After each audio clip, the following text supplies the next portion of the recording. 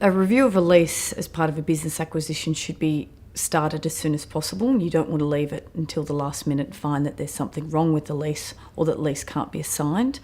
The types of things that you'll be looking for in your initial review are whether the lease can be assigned and the term of the lease and whose consent might be required for the assignment.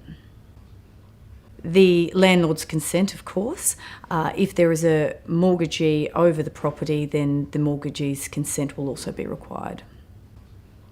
If the term of the lease is coming to an end, a purchaser might consider negotiating a new lease with the landlord rather than taking on a short lease, only to have to negotiate a new one later down the track.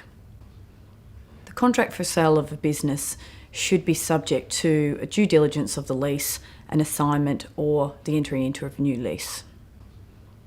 Some of the key lease terms that should be looked at are the rent, how much is it, how is it reviewed and when is it reviewed, the outgoings, how much are they and what are included, the repairs and maintenance provisions, the insurance provisions, and the make good provisions at the end of the lease.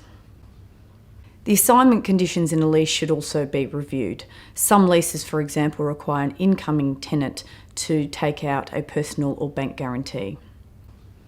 It's important for a purchaser to review the termination conditions in a lease and to understand what might give rise to a right of the landlord to terminate the lease.